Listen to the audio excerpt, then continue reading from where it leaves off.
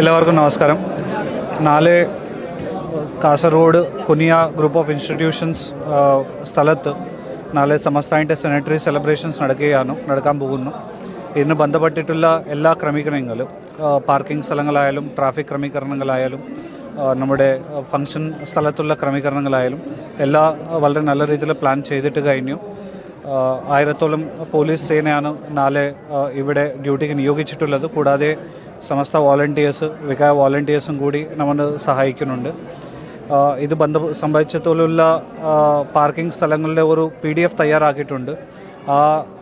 അതിൽ എവിടെയാണ് പാർക്കിംഗ് സ്ഥലങ്ങളുള്ളത് എന്ന കാര്യം കൃത്യമായിട്ട് അതിൽ പറഞ്ഞിട്ടുണ്ട്.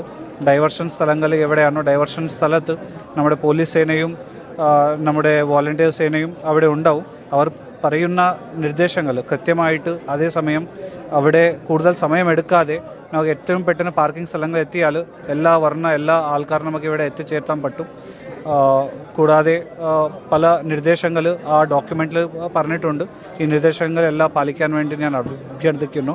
നാളെ നടക്കാൻ പോകുന്ന പരിപാടിക്ക് എൻ്റെ എല്ലാവിധ ആശംസകളുണ്ട്. നന്ദി, നമസ്കാരം. സാർ, ഒന്നുകൂടി ഈ ഡ്രൈവർമാർക്കൊക്കെ ഉള്ളൊരു നിർദ്ദേശം എങ്ങനെയാണ് നമുക്ക് ജനറലായിട്ട് കൊടുക്കാൻ പറ്റുക? അതുപോലെ തന്നെ റോഡിലൂടെ നടന്നു വരുന്ന ആളുകൾ അവർക്കൊക്കെയുള്ളൊരു പൊതുവായിട്ടുള്ളൊരു നിർദ്ദേശം എന്താണ്?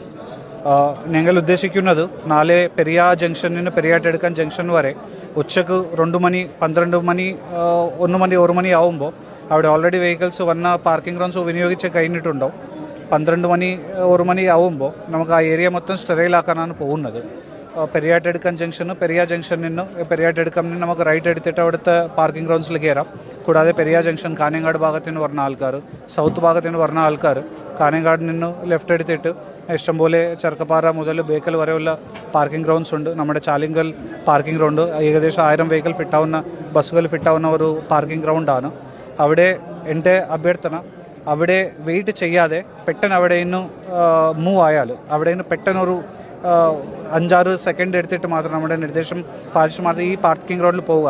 അത് കേട്ടിട്ട് മാത്രം പെട്ടെന്ന് പോയാൽ നമുക്ക് പെട്ടെന്ന് മൂവ്മെൻറ്റ് ഉണ്ടാവും. അതർവൈസ് ബ്ലോക്ക് അങ്ങനെ കണ്ടിന്യൂസ് ആയിട്ട് ഉണ്ടാവും.